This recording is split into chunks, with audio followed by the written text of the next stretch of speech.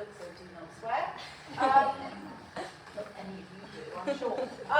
One thing I just want to go back to, because it came up in the conversations during the break, is if you're at the start of your journey and you don't yet have an EHCP, do not rely on the school to make the request for the statutory assessment. You should make the request.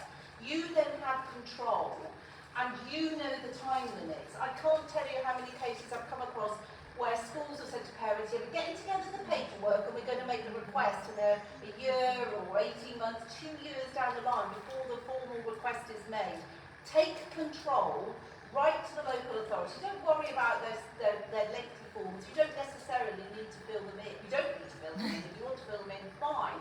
You need to send a short letter, dear local authority, I am the parent of, give the full names, dates of birth and the school they're currently attending, and say, my child has this difficulties and they may need additional support in this, this and this. Short letter, one side of A4.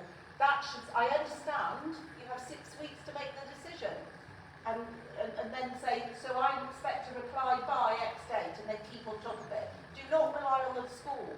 Once you've made that request, the school will, so the local authority will ask the school for information, and the school then have to supply it. But schools have lots of paperwork, lots to do, and they may come to you and say,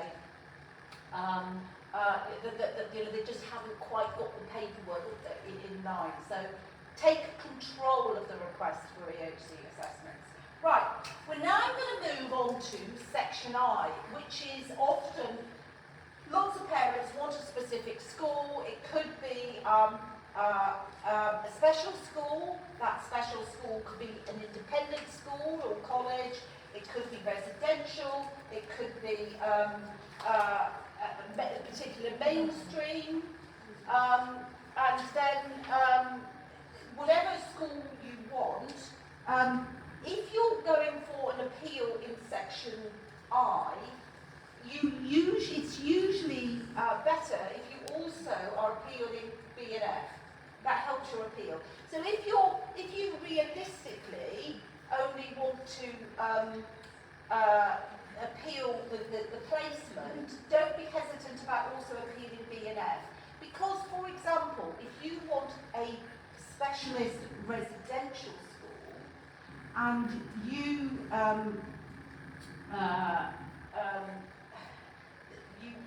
want it for Monday to Friday, it may be that you're saying your child or young person needs education provision outside normal school hours.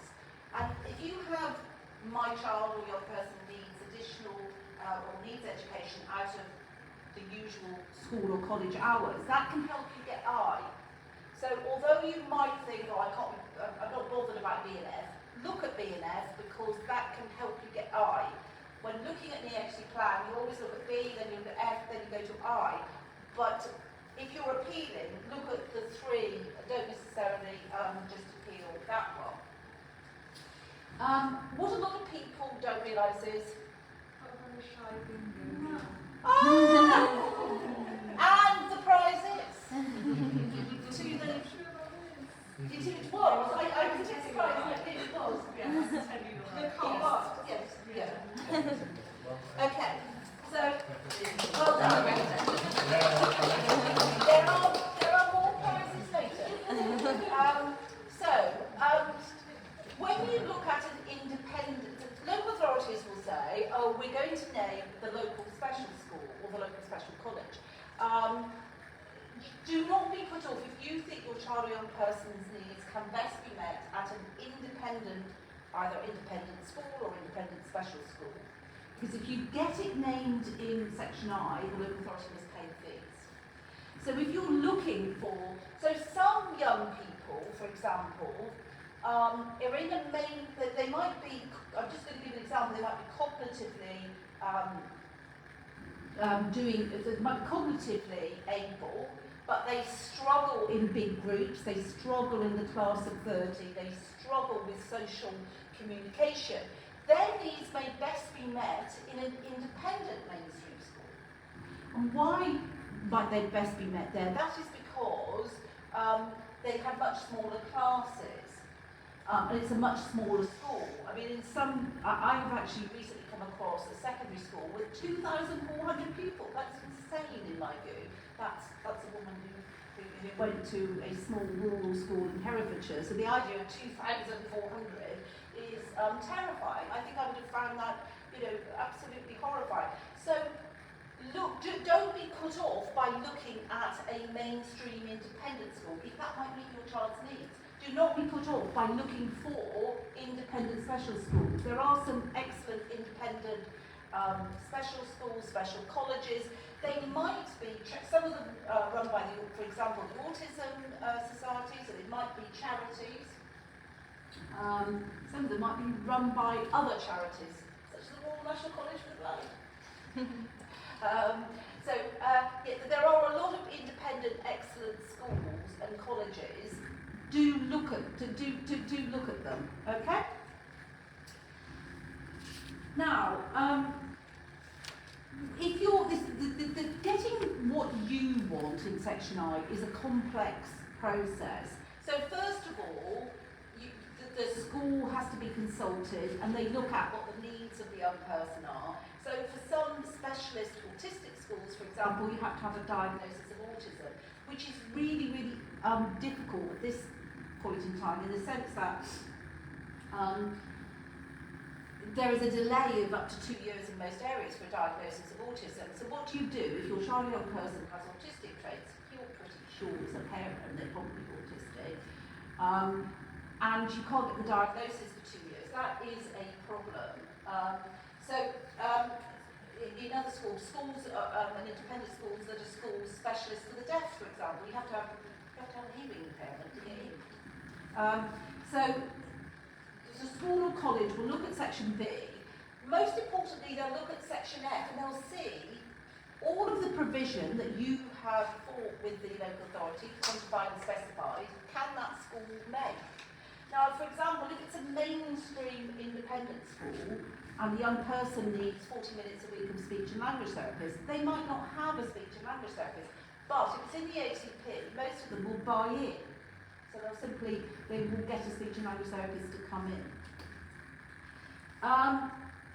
If you have a child with an EHCP, the local authority, and you want a mainstream school, the local authority should look at that first. There are exceptions, but generally, if you want mainstream, the local authority can't refuse that unless it's completely incompatible with the education of others at the school. So generally, you have a right to mainstream education, but it's mainstream, if I put it this way, state education. You're not entitled to mainstream independent education, okay? But that doesn't mean you can't ask for it, and it doesn't mean you might not get it. The local. So if you're looking at schools and colleges, you as a parent, and you have the OTP, you have the right to name the school or college you want, and the local authority must then consult with that school or college. If you have asked, for example, for an independent school or college, whether it's specialist or mainstream, you're entitled to see the response to that consultation. And what you sometimes find is that local authorities will consult with their mainstream school or college, and they'll come back and say we can't meet needs. And then the local authorities stamp on their neck, and they suddenly, magically, can meet needs. But if you've been keeping an eye on everything, ask for the earlier results of the consultation, because you want to see what they said originally, okay? Because sometimes local schools or colleges might change their mind. Can I just ask how the parents request that? They sort of email and say, yes. Can I see this consultation? Yes. Is there a law they can quote? Just say this is something they're entitled to. Right. So just ask for it. Yeah. If you ask for the results, you want to see the results of the consultation, because sometimes there are often arguments over placement, and you want to see the results of all the consultation because the local authority will have consulted with a number of places. Now, the cost argument... You've already done bingo. We're still playing.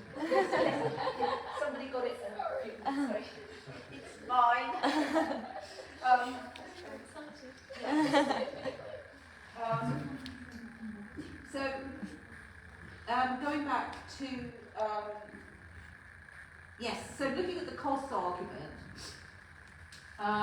so I'm going to concentrate, so the cost argument is very complex, which I'll come to, but I'm going to deal with residential placement, because sometimes, and you may think that your child or young person's needs can only be met in a residential school or college, and as a parent, that can be sometimes difficult to accept that actually my child's needs can best be met at a residential placement, because you don't want your young things leaving home, even when they're 21.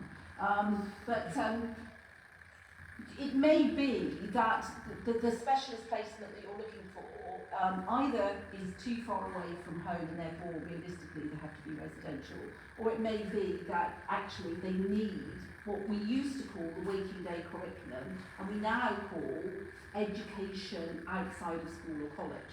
So there's two arguments to why you might want residential. So look at what educational provision is needed. Where you have a child or young person with significant special educational needs, for example, they maybe have very little communication, be almost non-verbal, then you might be saying that the speech and language programme needs to be delivered throughout what we used to call the waking day, because there's no point having a programme of communication and speech and language 9 till 3, Monday to Friday, term time only, if that programme isn't carried on in the evenings and weekends. We've all got to be singing from the same hymn sheet. The other thing is independent learning skills often is a good one. So if you've got a sort of a teenager or a young person who's coming into adulthood but has no independent living skills, for whatever reason, because of their special needs, their difficulties, then that usually, practice of those independent living skills has got to be outside Monday to Friday, 9 till 3, term time only, hasn't it? So again, that may get you a residential provision. They are complex arguments, and it is also looking at the local authority would no doubt put forward the local school that they think can meet needs. But quite often, if you add on all of the different support that the local school is going to have to make, the costs can be quite neutral. So I'm going to look at the costs. The cost argument is quite difficult, and I'm going to take it a stage at a time. So if you want a residential or a placement because it is the nearest school or college that can meet a person's needs, and let's say we're going to choose Beverley in Yorkshire, okay? So this young person comes from Beverley in Yorkshire, and the local authority is going to say that Beverley College can meet needs, and this is a 19-year-old, okay? And you think that this college with 5,000 students is going to be absolutely overwhelming for this young person who has various difficulties. And the nearest place that can meet needs is Wolverhampton. Now, the first thing is, can the Harrogate College or school meet needs?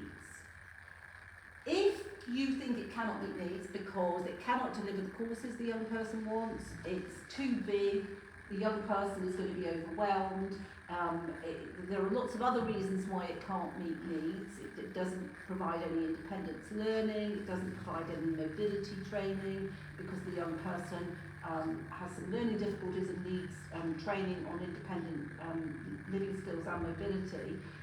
You will say, okay, Beverley College cannot meet needs.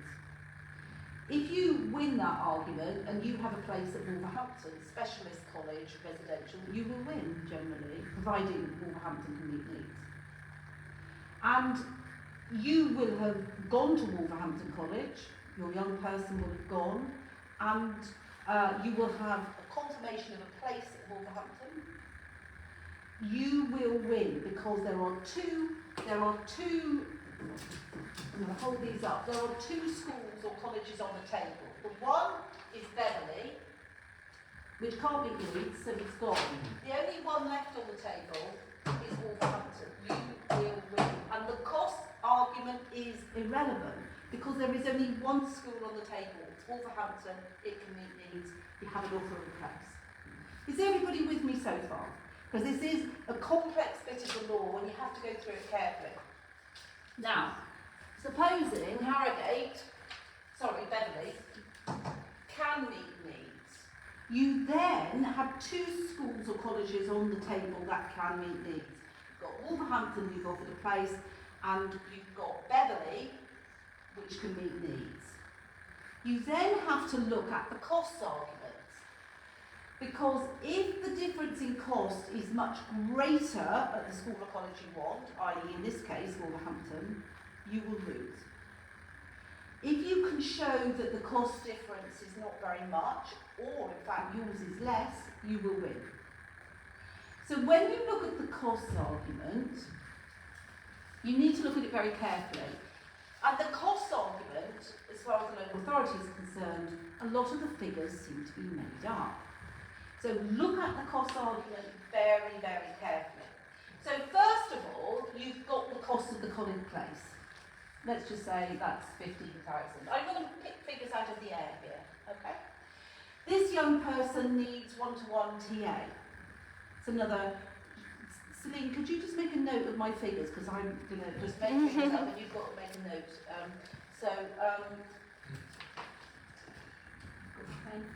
So we've got 15 for college place, we've got 25,000 for the one-to-one support. Now the reason I say 25,000 minimum is this: it's not what that TA receives, it's the actual cost to the local authority. So that includes employers' NI and it includes pension contribution. Does that make sense? So 25 is about a round figure. Now, this young person needs mobility training as well, because they need to get to have, they've got some learning difficulties and they need mobility training around their environment. We're going to make that another 10,000. They need some specialist independent living skills training. We'll make that another 15,000. Okay? They need travel at the moment to the college, so they can't get there on their own. They're going to end the cost, and this is a big thing, the cost of transporting a child or young person with special needs, if you get it. Usually it's a taxi. Sometimes you might have to have an escort in the taxi. So we're going to call this 30,000, okay? Because the costs can be quite significant in transport. Okay? And then 60,000 plus. Right, so we've got to 60,000 plus. See how quickly the figures can add up. I've just made up all of those figures. They're roughly what might happen.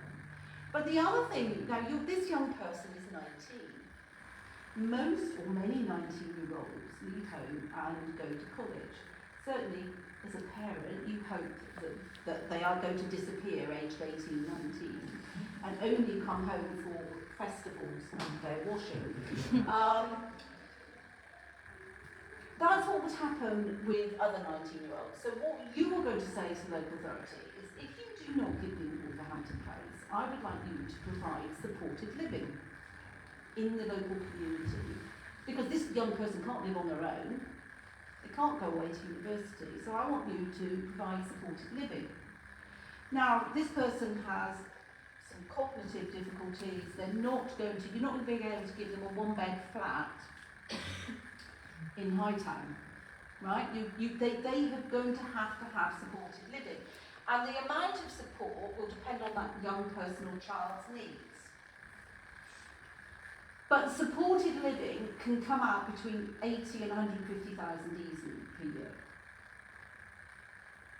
So you have very quickly got to a stage where it is likely that the place you want is going to be cheaper than the local authority. Is everybody with me? The supported living, I had a local authority the other day say to me, oh yeah, but they get housing benefit. So I said, yes, but who pays housing benefit? It's paid by the local authority. I didn't say you idiot. But it is paid by the local authority. It is a cost to the local authority. So the fact they get housing benefit is neither here nor there, right? When you're looking at costs, it's all the cost to the local authority. And here you have a family saying, you give me Wolverhampton and I'll transport the child at the beginning and end of the term, just to help on the cost issue. And we are not asking for any other support when the child is home. Or they may say that during holidays we would like, say, 10 hours support. But you can very quickly get to a stage where you can be successful on cost argument, but you do need to look at the local authority's costs in detail and argue them and ask more questions about it. So is that clear? I mean, I don't know how many, I'm giving you the answer because it is quite a complex legal argument and you have to go through the stages, and it's not just cost. And where you have a difference of, well, there's case law to say less than 5,000 you win, so having more than, just your choice is 5,000 more, you win. Not necessarily, but you're more likely to win. But I think anything under 10,000 difference, even if yours is up to 10,000 more, you have a chance of being successful. It's not guaranteed, but the cost difference of 10,000 a year is not huge. Okay?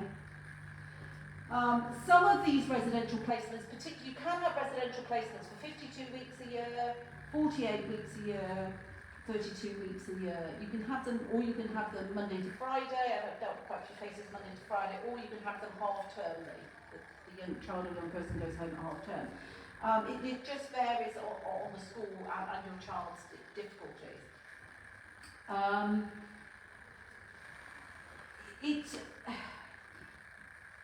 As I say, the cost difference do look at very, very, very closely, but don't be put off, I think, is what I would say. Don't be put off. And if you're looking at a school you don't want residential is slightly more expensive than what the local authority is saying, you can argue or you can get into discussions with the local authority about saying, okay, if you give me the school I want, I tell you what, I'll do daily transport. And that can sometimes swing it so that you're successful. So if you wanted a school, let's just say, that was the other side of the city, that was going to be difficult for the local authority, cost the local authority quite a bit in transport, you might be successful by saying, okay, just give me the school or place and I will deal with daily transport. Okay, so we're going to go on to some of the other sections, which is, yes? How does that work across different local authorities? Good question. So if you have a child who lives in Herefordshire, for example, and they want a school in Worcestershire or Gloucestershire would be the ones, they can still ask for it. It is funded by Herefordshire. So if the young person, the local authority which funds it is where the child or young person lives. Where you can get into, and I've had some really interesting ones where the parents are separated amicably. One lives in Herefordshire, one lives in Gloucestershire, and the child goes to Gloucestershire school because that's the school that could best meet needs. Which local authority is responsible? The answer is where the child spends the most time. So you look at that. Where these days, where parents separate, it's not unusual for the child to spend 50% of the time with one parent and 50% with the other. So which one is the child resident? Frankly, to a certain extent, the parents can decide which is best for them, if you like. Often the local authorities will go on who claims child benefit. Problem with that is you can't split up child benefit. There's case law about it. So it's where parents have 50% of the time with one parent and the other, only one can claim child benefit, and you can't. It's up to the parents if they say, well, actually, I'll give you half. That's between them. But what you can't do is get child benefit to give you half and half. So issues can arise there, but now because it's more means tested. Do you remember years ago, when I used to talk about benefits and parents, I used to say, you can tell how long ago I did this little seminar, even Princess Di is entitled to child benefit. Now I suppose I'd say even Princess Catherine is entitled to child benefit. But she isn't actually, because it's now means tested. So if you earn above a certain threshold, you're not going to get child benefit. It was non-means tested for many years, and I think it came in post-2000, something like that. I can't remember when it came in. Time flies when you're having fun. So child benefit, it may be more advantageous for one parent who's perhaps on the lower income to claim child benefit. And then you might get a local authority saying, well, the child is resident there. Often the child benefit. The other thing that local authorities can look at for address is where the child's GP is registered. So there are a couple of things that local authorities can look at: child benefit and GP. But the parents, you know, can work it out. But if the child is resident in Herefordshire, the local authority remain responsible, and that they will fund that. So other things, other parts of your EHCP that you're going to get, I'm going to run through these as it were, is child's healthcare needs, so if you have any diagnosis, so it might be asthma, it might be epilepsy, any diagnosis there, social care needs that relate to their SEN. Now, the needs might be that this child or young person is very isolated, doesn't have any friendships, so it might be helpful if they had some funding for a mentor to take the child out once a week for, let's say, a couple of hours to the cinema or the youth club or something like that. And that may be one of their social care needs, or it might be independent living skills again. Any healthcare provision. One of the problems when they brought out the education healthcare plans, it's in the sort of name, education healthcare plan. The health have just sort of gone, nothing to do with us. They don't get involved, and sometimes when parents are asking for amendments to the education plan with regards to health just don't respond to anything. And I do accept that there's possibly one of the few occasions I'll feel have smidgen of sympathy for local authorities, in that local authorities are in a difficult position. They're trying to engage with health and say, is this correct? Is this diagnosis or whatever it is? And they just don't respond to anything by and large. I'm looking forward to the time when somebody senior in healthcare is subpoenaed to attend a tribunal because they just don't engage with the process very much. Anyway, you've got that. Usually you might, when you get your EHCP to begin with, you'll have an up-to-date report from paediatrician or whoever's involved with the child or young person. Those letters again are fairly useless in my experience, in that they say, oh, it was a delight to see young Jemima in clinic this morning. She's a really engaging child. She sat in the corner and played a puzzle. And mother told me, and then they'll set out all of the things that the parent has said, and then it sort of finishes, we'll see Jemima in a year. And that is usually the contribution from healthcare in my experience. But, so, I'm now... Does anybody have any questions? I'm going to pause there because I was rushing through quite a lot of stuff. Does anybody have any questions? Are there any questions on the... No. Does anybody understand? Everybody's with me on placement. So I must just say that if your child or young person, say looking at secondary school, and you're looking at mainstream secondary school, and you have an EHC plan, get in early because the usual admissions criteria do not apply to you. You have an education and healthcare plan, so let's just say, I'm going to just say that you live in Ross-on-Wye and you want White Cross School, so the other side of Hereford City. If you can persuade the local authority to name White Cross School, you don't go through the usual admissions criteria, you don't go through, if it's named on the OCP, then the local authority, you should have a place and they should provide transport if that's needed. So you're slightly better off in that regard. Are you saying they can bypass the system? Yes, you can bypass the system, providing you have the EHCP. Providing you have the EHCP. So if you're looking at a school that's very oversubscribed and you're concerned about whether you get a place, make it clear. But you have to have the EHCP and it needs to be named. So, and if you have a pen, so sometimes what happens is you should have your annual review in your very early in late year 5 and early year 6. And you, at that annual review, whichever school you're looking at, those staff from that school should come to the annual review, assuming you have an EHCP. And you make it clear you want that school. If the local authority say we're not naming it for whatever reason, and you lodge an appeal, the local authority should hold a place at that school pending the appeal. The school should hold a place pending the appeal. Does that make sense? If the local authority agrees to naming the school, then you're fine. But you have to have the EHCP. If you're still going through the assessment process, that's not going to help you. But if you have the EHCP and you say, I want Whitecross or Elston, then you should get that, and you bypass the admissions. In fact, if you look at most admissions forms for secondary school, it will say, does your child have an SEN, an EHCP rather?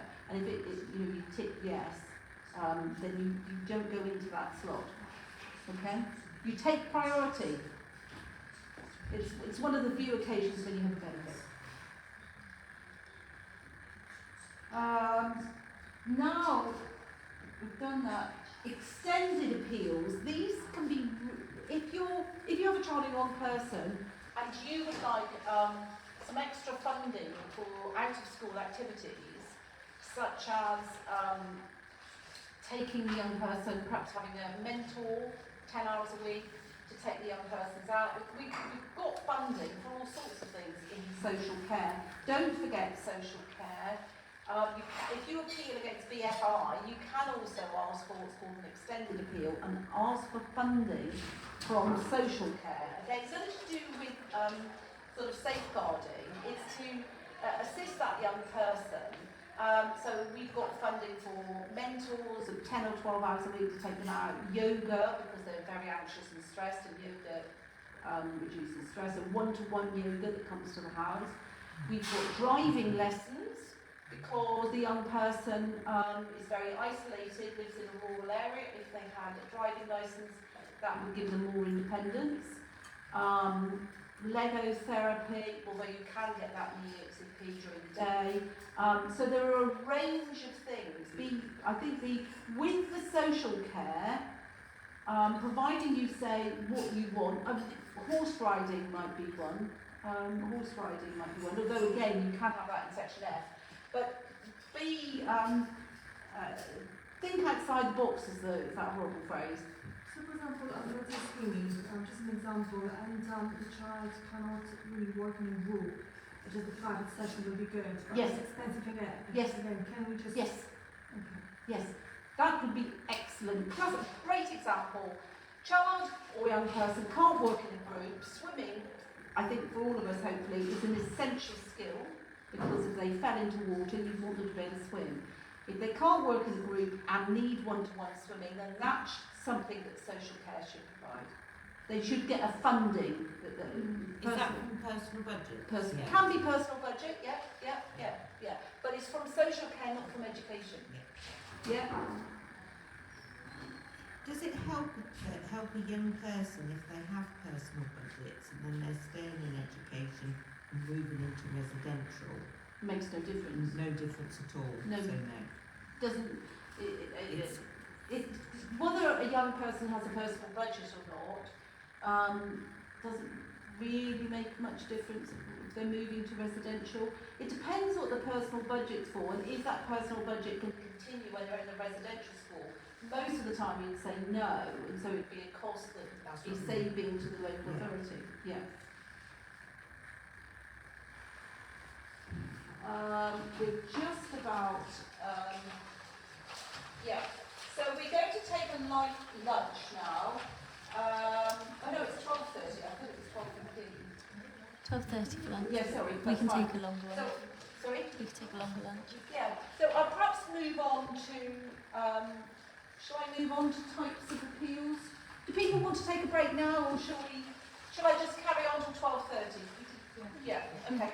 I think we're going to be ahead. I know some people have to leave early, so if I gallop away, is that okay?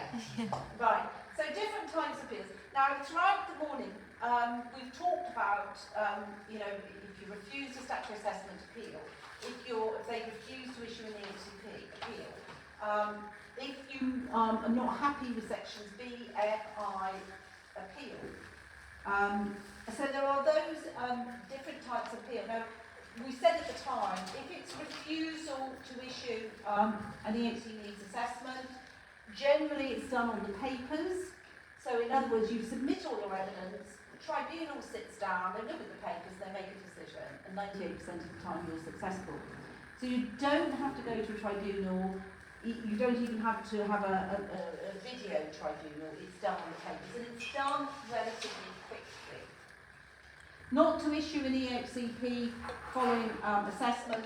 They are, when we say face-to-face, all SEN tribunals now are all done remotely since the pandemic, day one. In fact, I think I had a tribunal on day 2, which was remote, and it was utterly exhausting. I've never done anything like it in my life, because you were literally looking at the screen, and I think we finished at 6:30 at night, and I can remember after looking at a screen, and you're on the screen from 8 in the morning, prior to the tribunal starting at 10. That day I've never been so exhausted in my life, and I was like a starfish on the settee, saying, I cannot move, my every need will need to be pandered to, because it was utterly exhausting. Now I think tribunals are much more alert to the fact that if you're looking at a screen and you're concentrating, you've got to have regular breaks, and they tend to finish at about 4:30, they don't go on. I mean, when we had face-to-face tribunals, they used to, many years ago, slightly showing my age, they used to be in hotels, not even in courtrooms. And so because they were in hotels that don't close, essentially, some of them go on to 9 or 10 at night. I mean, it was madness. And that was the days before mobile phones. My family wondered where I'd gone once, because I was still in the tribunal at 9:30 at night, the other side of Bath, which sort of... So now they are all video linked, and I'll come on to what you need for a tribunal later, but when we say face-to-face, we don't actually need face-to-face anymore. Don't forget, if you are going to appeal, look at, even if it's only school placement you really want, look at appealing B and F, but also social care, because that's sometimes, appealing all of them can help you get to where you want to go to on I. Decision, you can ask for the local authority to reassess. If there's been a major change in your child or young person's presentation, diagnosis, or something's happened, you can ask for a reassessment if they refuse appeal. Now this is a lovely one. So, if you have an annual review, now an annual review is meant to take place annually.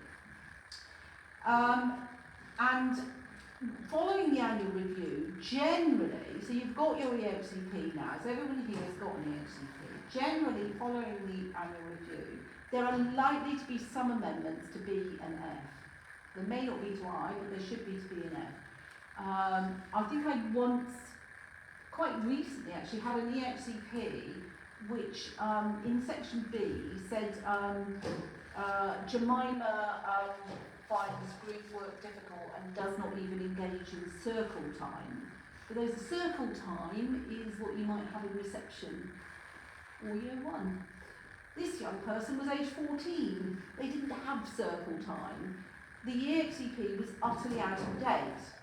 So so this is the other bad news for those of you who are at the beginning of this long winding road and this long journey, is every year there should be an annual review which will be held at the school or college, and those that are involved in the child or young person, which may be the SENCO, the class teacher, maybe a speech and language OT, will provide up-to-date reports. And what you should do is go through section B, almost line by line, and see if there needs to be any amendments. Is this still applicable? And then goes through section F and see if there's any amendments. And that can be that can be a long process. So annual reviews can last from anything from an hour to 3 hours, depending on whether you want a lot of changes. It's a really, really important meeting. The school or college should provide you with copies of all the documents at least 14 days before the annual review, so that you have time to look at them and you can see whether there needs to be any amendments. Now, if following the annual review, for example, you and the school and the speech and language therapist say this child or young person needs some direct speech and language therapy, they need 40 minutes a week, it's not in the HCP, we want it amended, then what you've got to do, the local authority then will send a letter saying, thanks for all the annual review documents, we're not going to make any amendments. Even though everyone said there needs to be amendments. You then have another right of, that gives you a right of appeal. Is everybody with me there? So that this is a very much, that the EHCP, once you've got it, it doesn't stay in that form until that young person reaches 25 or ceases education. It should be an evolving document, okay? You've got to, as a parent, keep on top of it. You have, in the sense that, look at the reports, look at the HCP. Is section B still accurate? Is section F accurate? Yeah? Cease to maintain. Cease to maintain is an interesting one. Doesn't come up very often. I think what's very interesting about it is if you have a young person who's, let's say, 22, and they've been in further education, and the local authority think, well, that's enough, we're going to cease to maintain now. If you lodge an appeal, the local authority have to maintain whichever college or place they're at until the appeal. Now, the bad news, which I haven't broken to all of you yet, is that the length of time, once you lodge an appeal, the time it takes before you get a hearing is about a year, or 13, 14 months. So, if you have a local authority, you've got a 22-year-old, and the local authority say, in June, let's just say September 24, because then I'm going to get it right. So September 24, local authorities say, we're going to cease to maintain in July 25. Because we think you've had enough higher education. No, you're not making any progress, we don't think it's any use. Right? Not necessarily good reasons, but you have 2 months to lodge an appeal, you lodge it towards the end of 2 months. You are likely to get an appeal December, January 25. So what happens between September 25 and the appeal hearing? They stay in the placement they're at. And then they're all halfway through that year. Nobody is going to say they should really got it. So that's one where if the local authority sees to maintain in its higher education, just look at the dates. Local authorities need, if they want to cease to maintain, they've got to go through a process and give you notice and you have the right to appeal, and until the appeal they have to maintain the HCP.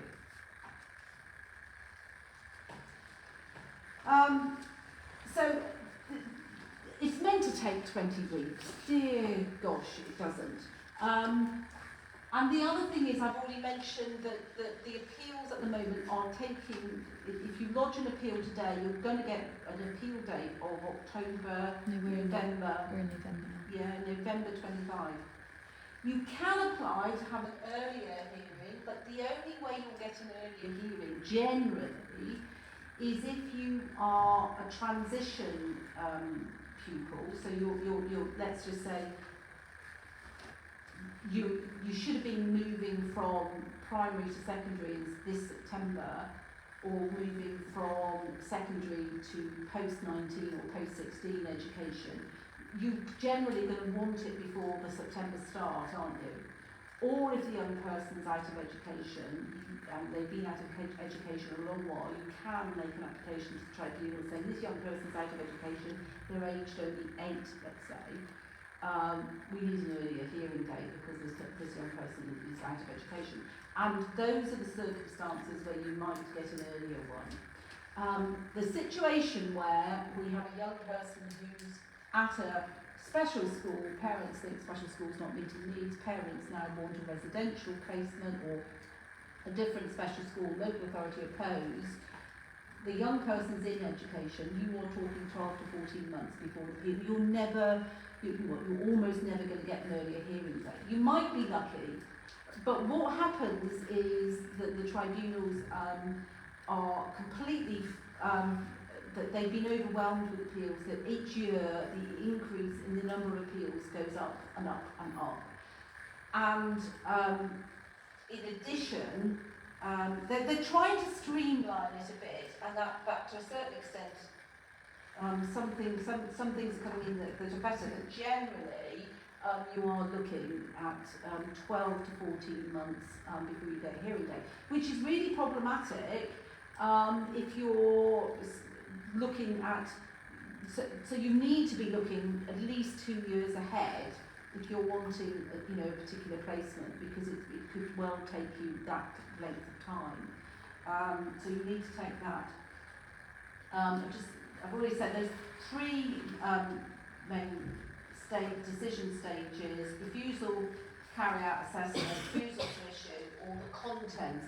Most of the appeals that we deal with are to do with really, they start off as BFI and perhaps social care, and they end up, usually B you can agree, and it's usually F and I or I.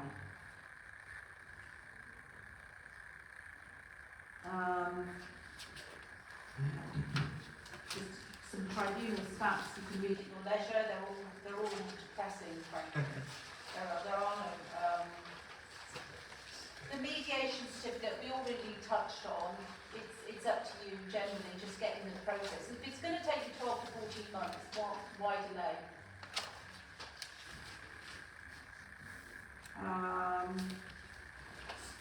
So generally, you've got 2 months to lodge an appeal. When you get, if you've got a decision that is appealable, you've got 2 months to lodge the appeal. Now, in most cases, you need to lodge it as soon as possible. And your appeal grounds can just be general, that this person or this young person has these difficulties, and that section B hasn't described all the difficulties, this needs to be included, and then section F, it's not quantified and specified, needs to have provision in, and by the way, I'd like school placement at whatever it is you want. So don't get too worked up about your initial appeal statement. The appeal statement, you're setting out the general grounds. What you need to think about is what evidence have you got, because appeals are evidence-based. So the fact you may think that it's a benefit to Jemima to have horse riding lessons for the disabled on a one-to-one basis once a week for 45 minutes doesn't get you over the road to getting it in your EHCP. You probably need an occupational therapist or an educational psychologist who's going to recommend that, because then you have a professional report that is recommending that provision. They're very, very much evidence-based. Tribunals will listen to you, and if it's a young person over about 12, 13, 14, depending on their competency, they may also hear from them. Okay? If you're wanting a specific school, I've already said you need confirmation of the place, and it needs of the school, and it needs to be on the school-headed paper or college-headed paper, and it needs to be, you need to have evidence of what the cost of that placement is. Usually the school or college will provide that. That's not something you need to worry about.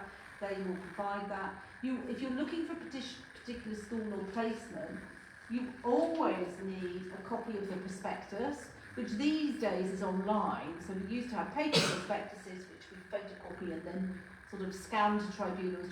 Now it's generally online, so you can just send that in. You always need the latest Ofsted report, which to my mind is generally fairly useless unless the local authority are suggesting one that has very poor Ofsted report. Ofsted reports are quite general. If what you want has a good or excellent report, that helps your case.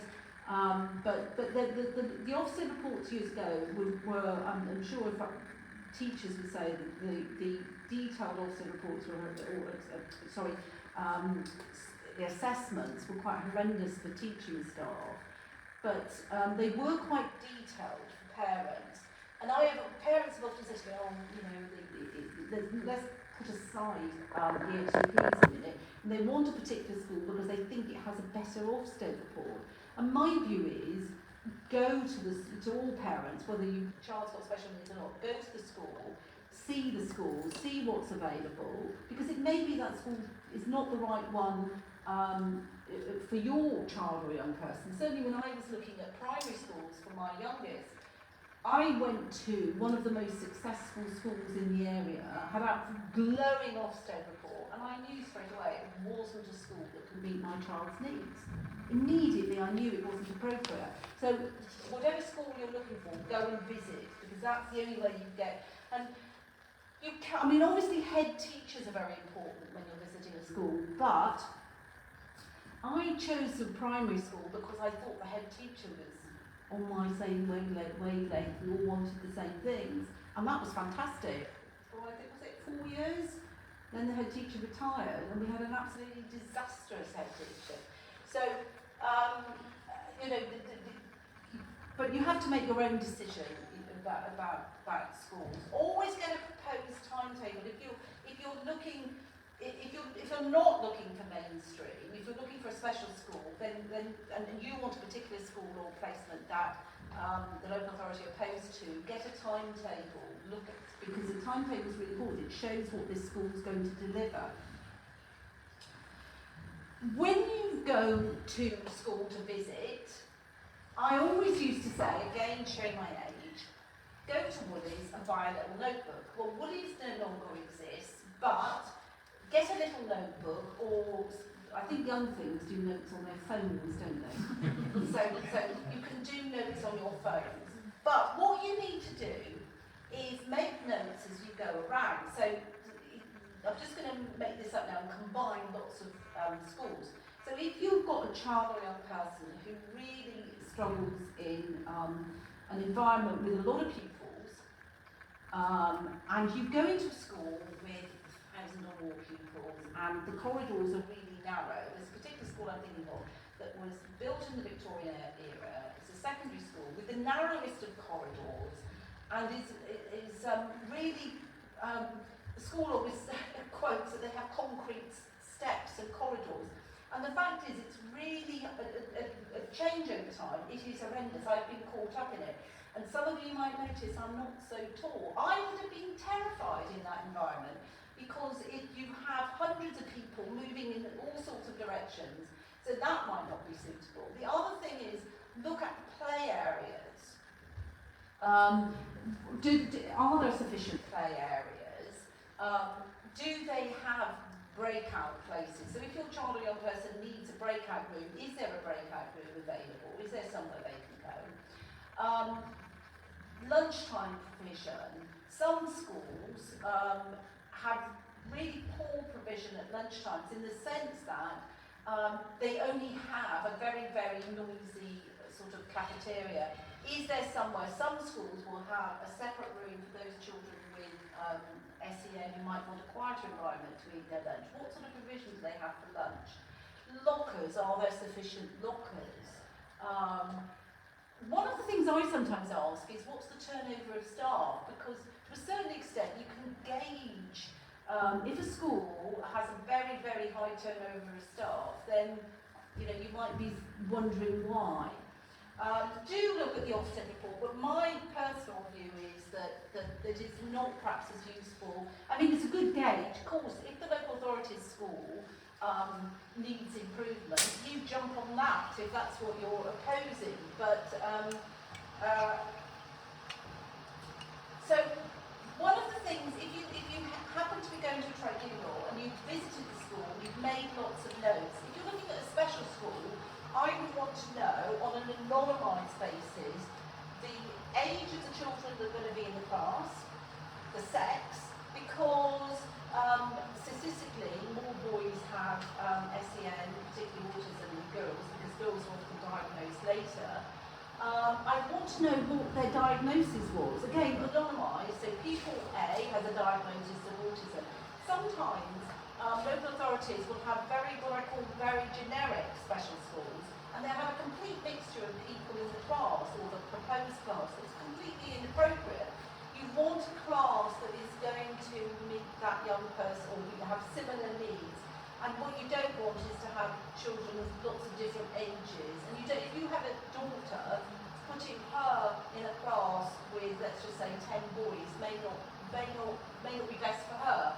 If you don't want the school, obviously if you want the school, then you're saying. but these are all factors to take into account and make sure that you make a note of. And when if you are going to appeal, make sure that all of this is set out. When I visited the school, you know, there were these issues, whatever it is that you spot, and do take a good look round. I mean, there was many years ago, there was, I dealt with a case, I think it was the other side of bars, let's just say that, where the young person had quite a significant vision impairment, also I think had cerebral palsy, had some learning difficulties, and the special school they wanted to, look, the parent went to visit, and indeed I went to visit to check, so I couldn't quite believe it, that there were a lot of children in the school with physical difficulties, and once the class, everybody was in the class, all of the walking aids were in this corridor, which I can only describe as a sort of obstacle course. There is no way this was a suitable school for this young person with a visual impairment, because they wouldn't, you know, the corridors were so tiny and jammed, and that appeal was successful on the basis, really, of the obstacle course, amongst other things. So, what do you want to do? Again, comes home, the other thing to remember tonight, visit. And the amount of times parents have said to me, the local authority has proposed, let's just say, Harry Potter's school, and I don't want Harry Potter's school. And I say, have you visited? No, I don't need to visit because I don't want Harry Potter school. You have to visit, because how are you going to give evidence or say why you don't want Harry Potter school if you haven't visited? Even if you don't want it, go and visit. I don't say visit with an open mind, just go and visit and make notes, okay? Because you are going to have to say why you object.